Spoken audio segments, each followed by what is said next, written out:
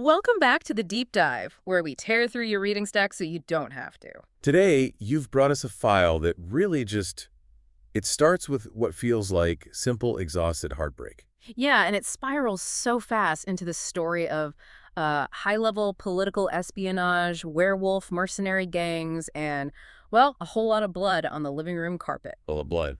Our mission today is to really analyze how one woman's life, this is Sookie Stackhouse, a small-town Louisiana waitress, just completely devolved into a high-stakes intelligence operation. And it's all driven by her vampire boyfriend's secret century-spanning project. Right. So where do we even begin? Well, what's immediately crucial to grasp here is how fast we go from personal life to political crisis. Okay. We start with Sookie, and she is physically and mentally just drained. She's just finished a grueling 6-hour shift at Merlit's bar. And she's anticipating, the comfort and intimacy of her partner, Bill. She wants that moment of normalcy. Exactly, but instead of the romance she's expecting, she gets serious clandestine news. And this news establishes an immediate, non-negotiable political hierarchy that puts her, a human, right in the middle of supernatural statecraft. Right at the center. Okay, let's unpack that. This immediate crisis and the geography of power. Well, Bill isn't just taking an emergency trip, it's an unauthorized mission. He lays down the rules very explicitly. He says, Eric must not know. None of the Area 5 vampires can know.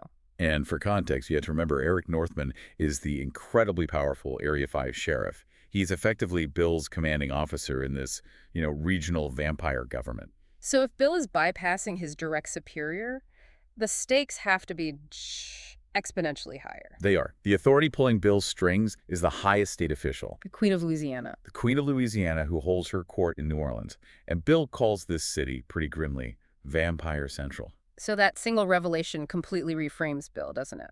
Absolutely. He's not just Sookie's local vampire boyfriend anymore. He's an operative. He's deeply entangled in high-level state politics, probably serving as some kind of intelligence asset. And the secrecy is so extreme that he gives Sookie a calculated lie. A huge lie. He tells her he's going to Seattle. When in reality, he's just crossing a state line. He's going to Jackson, Mississippi. The instructions he gives Sookie they're not romantic. They're chillingly tactical. Oh, they're designed for someone who fully anticipates being captured or killed or just permanently disappearing. He tells her if he doesn't return or contact her in 8 weeks, Sookie has to find his hiding place, this hidey hole under her closet floor. And retrieve 2 critical items, his computer and disks. Right. And then the ultimate safety directive. She must immediately place herself under Eric's protection. It's the ultimate terrifying contradiction, isn't it? It's insane. He tasks her with securing his most valuable asset, this computer, and then tells her to run straight to the one man he commanded her to keep the entire mission a secret from. Which confirms 2 things for you, the listener. First, Bill knows Eric's power is going to be necessary for her to survive. And second, he knows the information on those disks is so inflammatory that Eric, even though he's out of the loop, must get them if Bill fails. It's a literal dead man switch. Exactly. Before we dive deeper into the local drama, let's zoom out. We have to establish the global framework that allows a regional power struggle like this to even happen. Right, because this is all very new. Vampires only revealed their existence to the world 2.5 years ago. And that great revelation, the global coming out, it was only possible because of a massive technological breakthrough. The Japanese development of synthetic blood, True Blood. So that announcement was, it was carefully choreographed, right?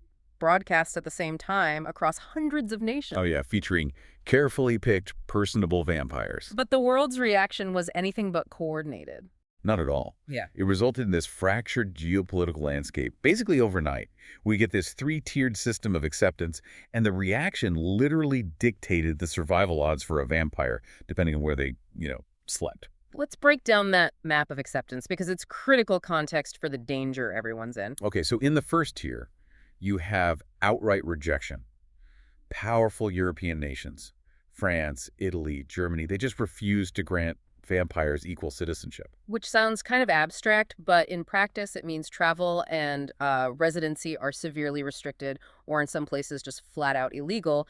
It maintains this hostile, segregated environment. Then you get the most hostile tier. Nations like Bosnia, Argentina, and most African countries, they declared vampires fair game. Which is essentially just state-sanctioned hunting. Exactly. Any vampire caught there, regardless of their political standing or who they are, is subject to immediate lethal force with no legal recourse. It just shows the sheer scale of the anti-vampire reaction. It's a true existential threat. And finally, you have the tolerant, or at least the attempting to be tolerant nations. Right. America, England, Mexico, Canada, Japan, Switzerland, the Scandinavian countries, they adopted policies of tolerance, mostly because of True Blood. But even in these so-called tolerant nations, the vampire political establishment showed this stunning degree of cultural blindness when they were trying to manage global public relations. That's where the nuance really hits home. The source material notes, almost like a devastating historical footnote, the fate of the female spokespeople. The ones they chose for predominantly Islamic nations, specifically Syria and Afghanistan. Right, and the strategy just failed dramatically. The text notes that the woman in Afghanistan likely met an even more horrible and final death than her counterpart. It's a crucial detail. It shows that this secretive, ancient vampire leadership, in all their arrogance, just failed to grasp the foundational cultural and religious dynamics of the human world they were trying to integrate into.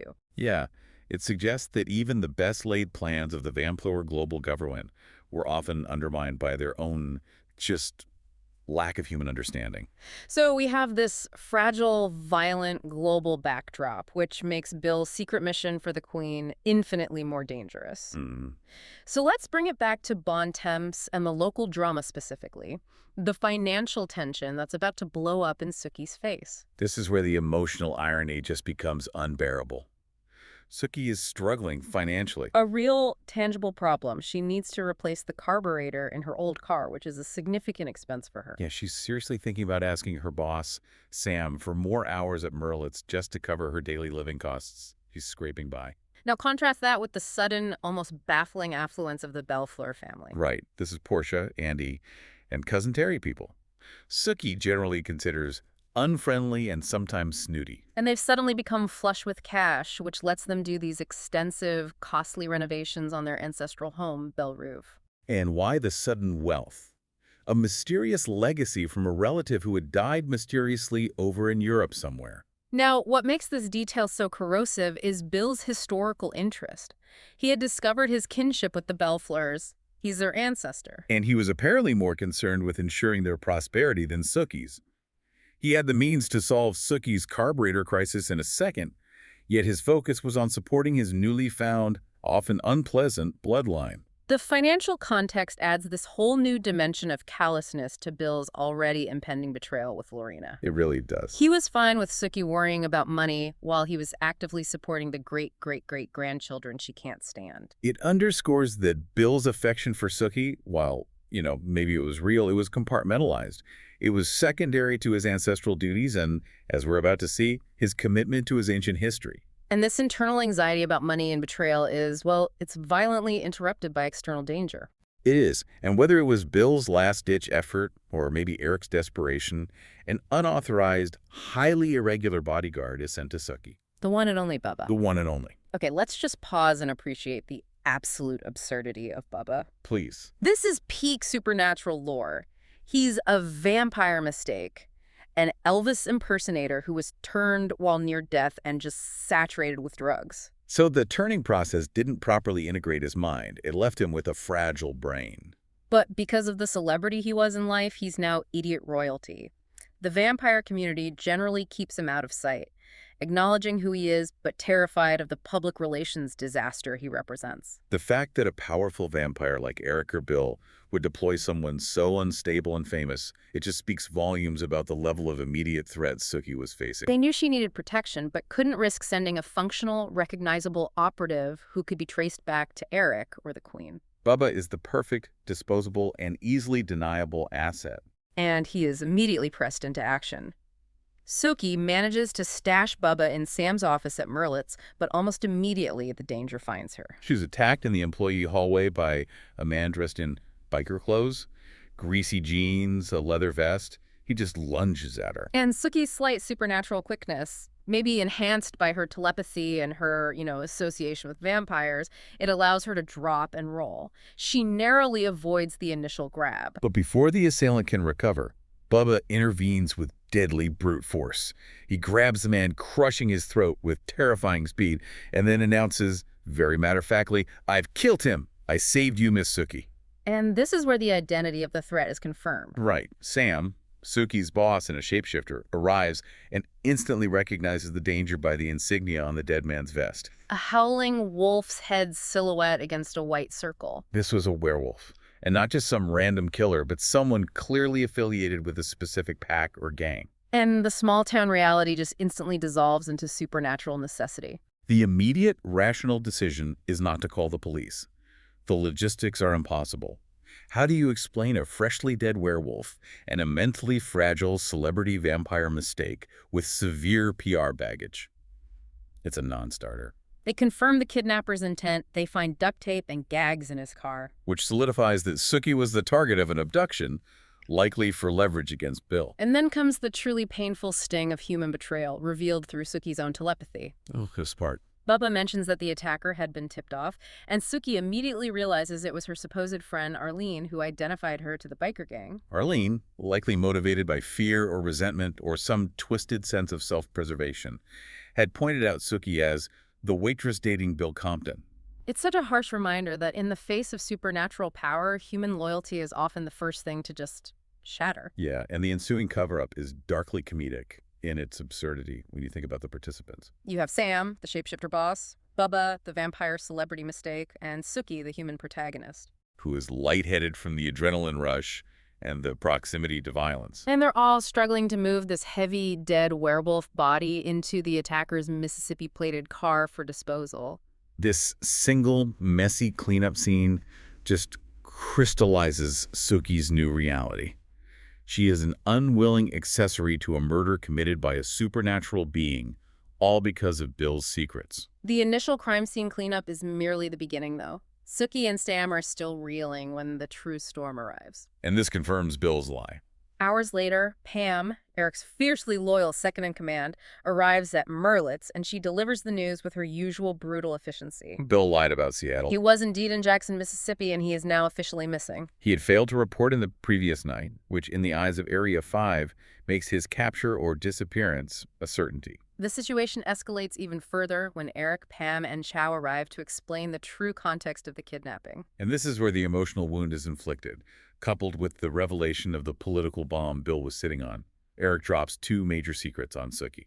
First, the political one, Bill's secret project. Let's analyze this project because it is the linchpin of the entire plot. Right. Bill was compiling a massive, comprehensive directory of all America's vampires. And this wasn't just an address book. No, it included their aliases, pictures, extensive histories, specialized gifts, and affiliations, covering an estimated 80% of the U.S. vampire community. Eric confirms that Bill started it almost innocuously, like a hobby based on his memory, but he quickly realized the catastrophic intelligence value it contained. Think about the ramifications. This directory exposes older vampires who still hide in the shadows and sleep in crypts every night. It details the weaknesses, the locations, the political alliances of the entire U.S. population of nightwalkers. So for the Queen, this directory represents absolute control over the emerging vampire society. Exactly. And for rival vampire monarchs, like the King of Mississippi, Russell Edgington, acquiring this directory means instantly becoming the most powerful intelligence source in North America. They could blackmail, coerce, or expose any competitor. It's a document that could literally destabilize the fragile political landscape created by the coming out. This is why Bill was targeted, tortured, and taken. The directory is more valuable than his life. It is. And the second, equally devastating revelation, the emotional betrayal. Bill wasn't kidnapped by his ancient ex-lover, Lorena. He was summoned by her. Eric delivers this with a cold, almost clinical detachment. He confirms Bill became instantly enthralled with her all over again. This wasn't a forced reunion. This was Bill actively choosing his ancient, primal attraction over his current life. And his plan for Sookie? He was coming back early to make a financial arrangement to literally pension off Sookie before returning permanently to Lorena. I have to ask, given the high stakes of the directory and the Queen's involvement, why would the Queen trust Bill enough to send him right back into the orbit of Lorena? Who has a history of torturing him, no less. Right. Was the Queen aware of this relationship, or was she just using Bill as a disposable pawn to get this information? That raises a critical point about vampire politics, right? Personal relationships are often secondary to utility. So the queen likely understood that Lorena was a strong magnet for Bill. And maybe she used that knowledge to her advantage, knowing Bill would be driven to Jackson by a combination of duty and, desire. Or, more cynically, More cynically, the Queen may have viewed Bill as entirely expendable, as long as the directory eventually landed in her hands.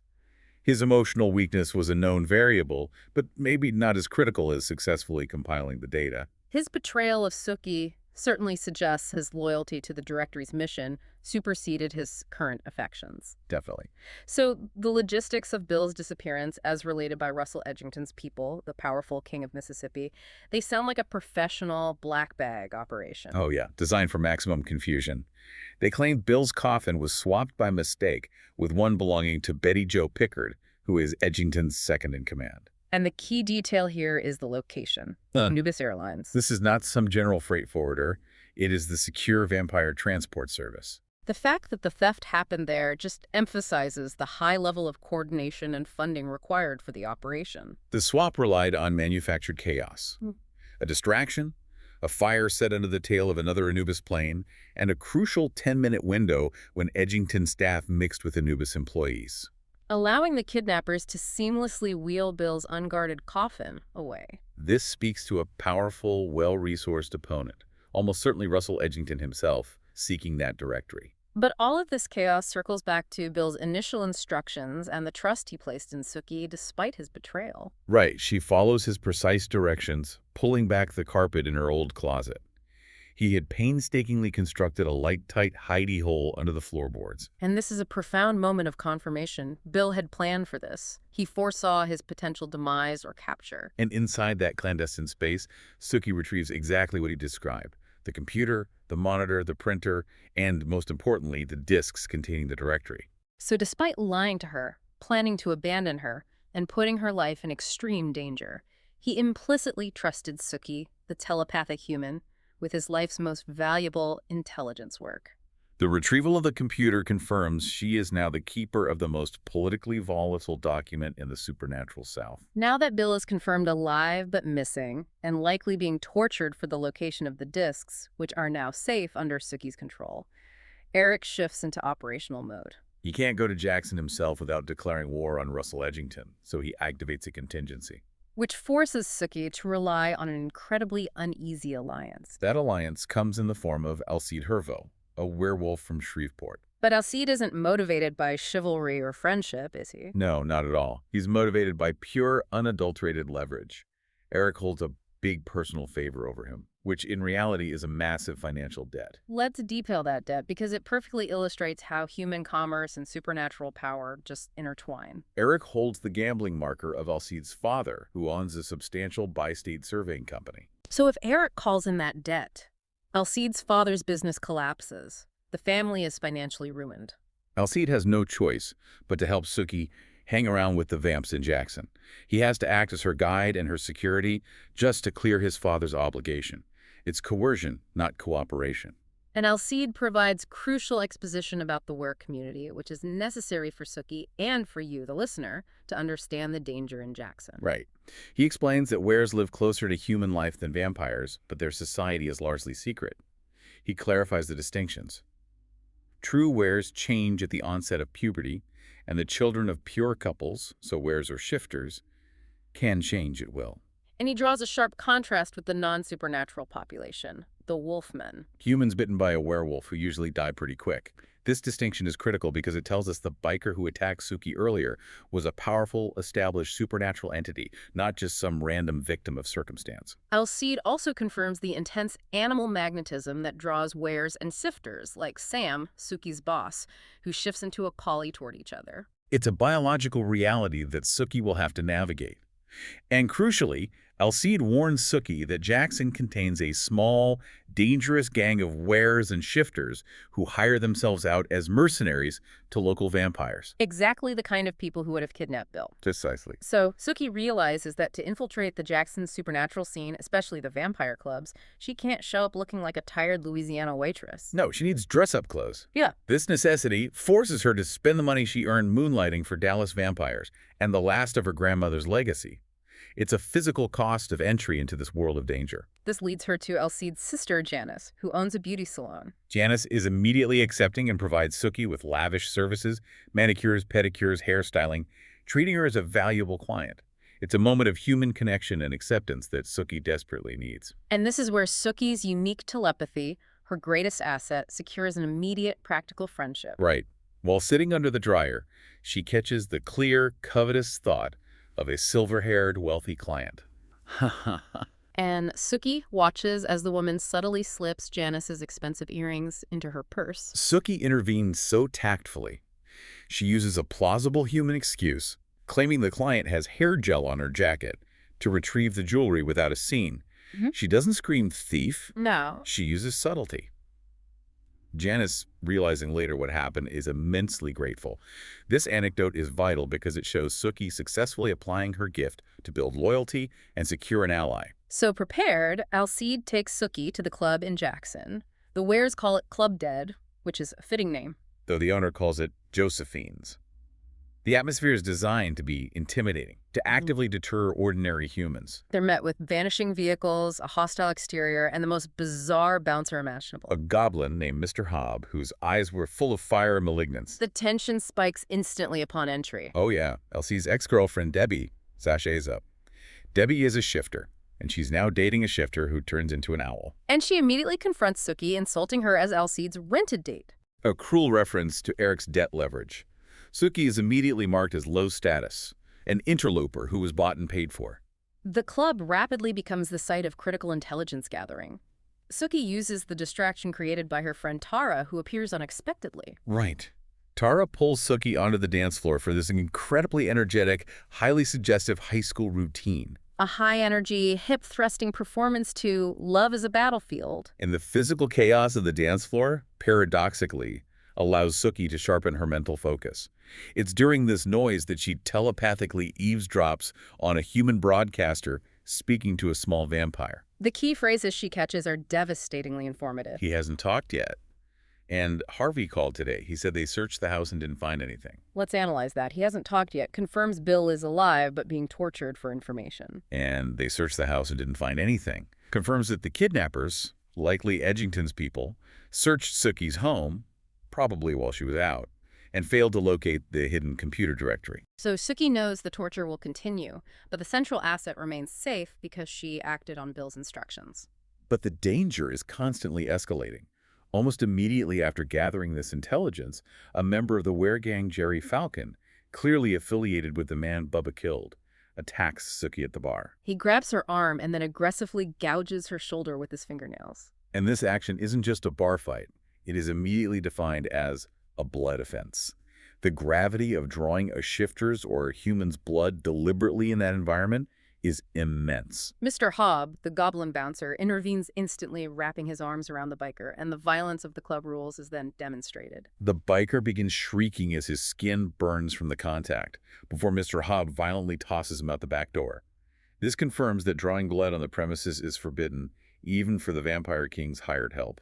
Russell Edgington, the King of Mississippi, then makes his imposing appearance, forcing the remaining Wares to offer a grudging apology. But the true, terrifying danger comes from a different angle entirely. Sookie registers the silent, fanatical thoughts of a human later identified as Steve Newland's companion, who is planning an act of martyrdom. Staking Betty Jo Pickard, Edgington's second-in-command. Sookie, driven by instinct and a newfound understanding of vampire security, tries to warn Betty Jo, but in the confusion, the human changes target. And plunges the stake intended for the vampire into Sookie's abdomen and waist instead. The immediate, brutal retaliation from Betty Jo is shocking. She instantly retaliates, snapping the assailant's neck and shattering his skull. Killing him before he can even enjoy his martyrdom. Sookie collapses, bleeding, with a stake wound in her torso, realizing that her association with the supernatural has made her a literal, acceptable target for human fanatics seeking notoriety. The chaos of the supernatural world is now violently spilling into her physical reality. Sookie is rushed away to Russell Edgington's sprawling mansion, an estate that Eric later accurately describes as a gay vampire Hugh Hefner locale. Right, filled with attractive male companions, including Talbot, Russell's longtime boyfriend. And while a human doctor stabilizes Sookie's wound, the human intervention can only go so far. For the rapid, complete healing required, only vampire power will suffice. This is the critical, non-negotiable turning point in her relationship with Eric. It is.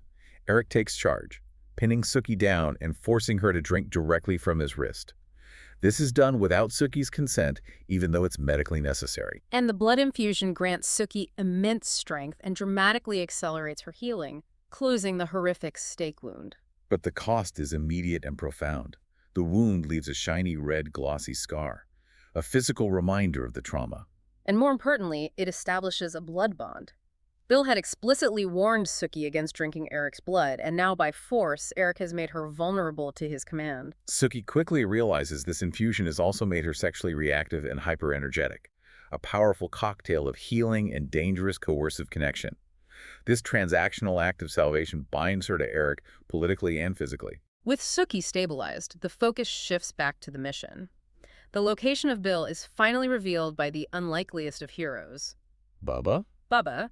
Tracking Eric, he reappears triumphantly at the mansion, reporting that he found Bill. He's being held in a room off the four-car garage, or the former stables, where Russell Edgington keeps his help handy. And Bill is being systematically tortured. He's chained with silver, which causes unremitting agony to vampires, and he's suffering from burns. The room is guarded by 3 vampires, though Bubba notes that werewolves are scheduled to take over during the day, which is the perfect window for a rescue. Bubba also casually solves the lingering dark mystery of the second werewolf corpse. Right. Remember Sookie and Alcide's panic when they found a dead biker stuffed in Alcide's closet? Bubba explains he followed Jerry Falcon, the biker from Club Dead, back to Alcide's apartment. He saw Falcon picking the lock, so he just broke his neck and hid the body in the closet. The initial fear that Alcide was involved or framed was unnecessary. Bubba, in his literal idiot royalty obedience, was simply clearing a potential security threat, completely unaware of the chaos he caused Sookie and Alcide. Eric, now operating in crisis mode, and furious at the thought of Russell Edgington torturing his subordinate, agrees to the rescue plan. He provides Sookie with more blood for enhanced strength, secures a getaway car, a large white Lincoln with a voluminous, slightly dirty trunk, and prepares Bill's escape route while the vampires sleep during the day. Sookie, powered by Eric's blood, infiltrates the garage. She finds Bill slumped over, tortured, and weak. The chains are secured by small padlocks. And Sookie manages to retrieve the keys from a nail high up on the wall, using the immense strength Eric's blood has granted her. She quickly frees the catatonic Bill. But the final confrontation explodes when Lorena, Bill's ancient flame and tormentor and the reason for his betrayal, catches Sookie freeing him. Lorena, covered in Bill's dried blood and driven by jealous rage, she attacks. In a desperate, reflexive move fueled by adrenaline and Eric's blood, Sookie grabs the stake. Not a fresh stake, but the very bloody stake that had just pierced her abdomen. And she plunges it into Lorena, who instantly disintegrates into dust. This is a massive defining act for Sookie. She has not only killed a human, but she has now killed an ancient vampire, Lorena, securing her survival and Bill's freedom, but further implicating her in the high-stakes political violence of the vampire world. Sookie then quickly wraps the completely limp, sleeping Bill in a fuzzy yellow blanket and struggles to heave his heavy body into the trunk of the getaway Lincoln. And here, in what should be the moment of success, the betrayal comes full circle, but from a completely different source. Just as Sookie closes the trunk, she is violently shoved inside by Debbie, Alcide's jealous ex-girlfriend. Debbie had acquired a key and followed them, slamming the trunk shut and, crucially, disabling the emergency release mechanism. Sookie is trapped in the cold, confined space with an extremely starved, confused, and dangerously weak Bill. The trauma of this moment is immense, surpassing the physical pain of the stake wound.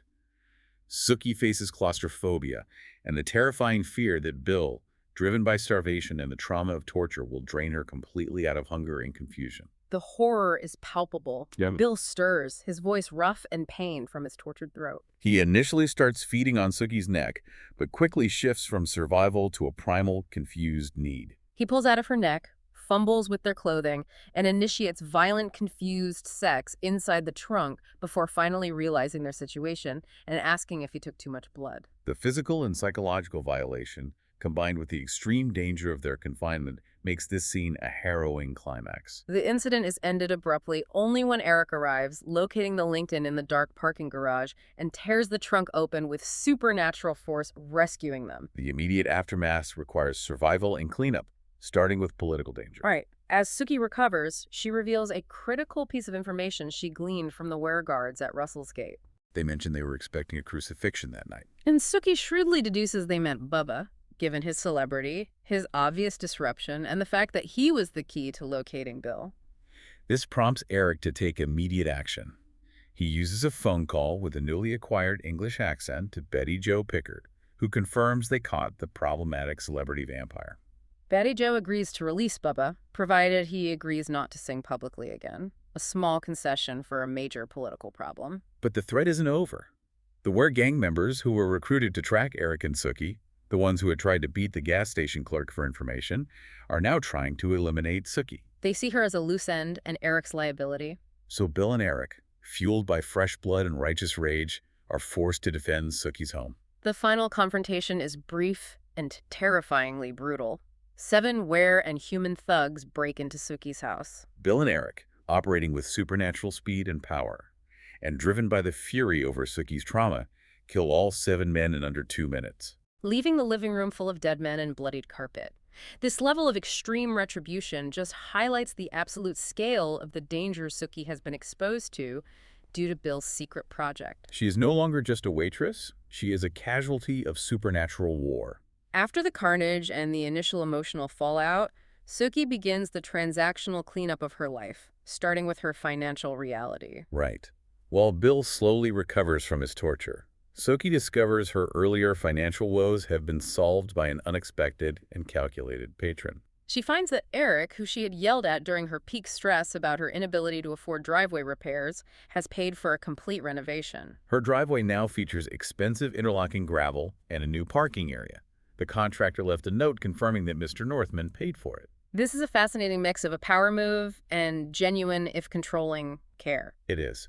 Eric solves a major human problem, but in doing so, he subtly asserts his continued influence over her property and life, ensuring Sookie understands the value of his protection, even if it comes at the cost of her autonomy. Bill, meanwhile, finally confirms the scale of the danger he initiated. He confirms his project is a massive, comprehensive directory of U.S. vampires, compiled over a century. He admits its value lies in the immense power it grants the owner, as it details who is who, their gifts, their history, including the vampires who wish to remain hidden in the shadows. His final confession is a painful admission of his own myopia.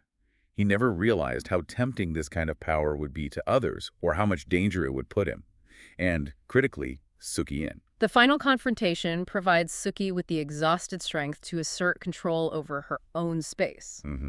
Bill and Eric are engaged in this vicious, simmering quarrel over Bill's unforgivable betrayal with Lorena and the danger Bill's foolishness caused Sookie. And Sookie, battered, scarred, and completely drained, physically, emotionally, and psychically, finally asserts her boundaries. This is the definitive moment of Sookie taking control. She rescinds Bill's invitation into her house, forcing him out into the night. She has learned that the price of his love, coupled with his secrets, is just too high. And here's the ultimate power play. She immediately turns to Eric, who is standing there, grinning triumphantly at Bill's sudden homelessness. And rescinds Eric's invitation, too. Both powerful vampires are simultaneously ejected from her space. She understands that Eric's transactional affection and coercive protection, the blood bond, the driveway, are just as dangerous as Bill's deceptive love. By rescinding both invitations, she's asserting absolute non-negotiable sovereignty over her home and her life. The epilogue, for now, comes from Alcide.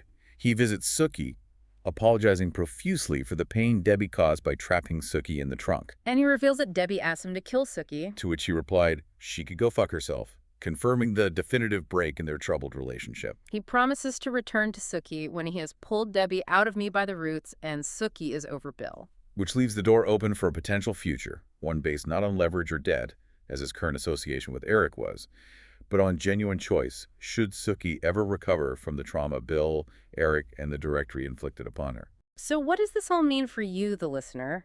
You just witnessed a deep dive into the absolute value of information in the supernatural world. Bill's directory was the single most dangerous asset in the U.S. South. capable of destroying established power structures, and its pursuit nearly destroyed Sookie. We've demonstrated that loyalty in this world is rarely unconditional. Whether it's Bubba's unthinking obedience, which resulted in murder and body disposal, or Eric's calculated assistance, the healing blood, the renovated driveway, every act came with immense, non-negotiable costs. Primarily Sookie's autonomy and safety. Exactly. Alcide's help was bought through economic leverage over his family. Every connection was transactional. You saw the fractured global structure, the precise political consequences of international rejection, and the intimate cost of human betrayal. Whether it was Arlene pointing out Sookie or Bill planning to pension her off. Sookie's journey has transformed her from an exhausted waitress into a scarred, resilient player in this high-stakes game. So our final provocative thought for you to mull over is this. In a world built on coercive power and leveraged debt, Sookie's final act of rescinding the invitations was her claiming a fundamental form of control, the sovereignty of her own space. Given that Bill, Eric, and Alcide all operated on layers of deception, what is the true definition of protection? And can genuine love ever coexist with the deep, necessary deception that defines survival in the supernatural world? We'll leave you there. Join us next time for another deep dive.